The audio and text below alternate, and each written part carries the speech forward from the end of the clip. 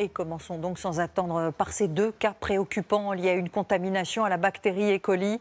Deux fillettes âgées de 18 mois et de 7 ans sont dans un état grave avec de lourdes séquelles.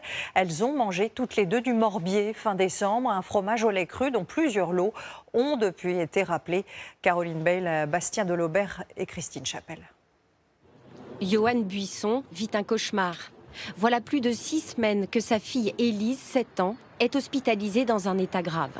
Son pronostic vital n'est plus engagé, mais elle est maintenue sous dialyse à cause d'une bactérie, E. coli.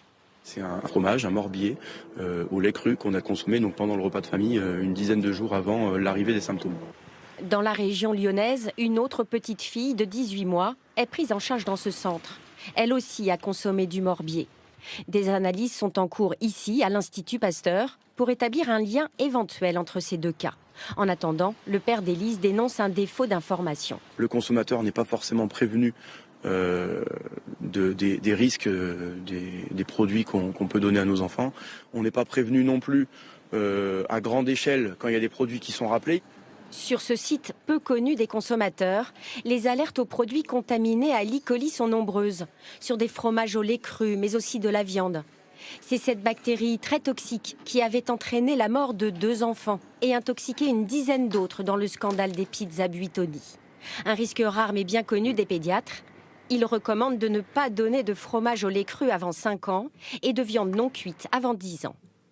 Les enfants sont beaucoup plus sensibles à la réaction toxinique, surtout des bactéries. Ils auront plus de symptômes plus sévères qu'un adulte du fait de leur propre immunité. L'adulte pourra transmettre la bactérie, mais pas forcément avoir de symptômes aussi sévères que les enfants.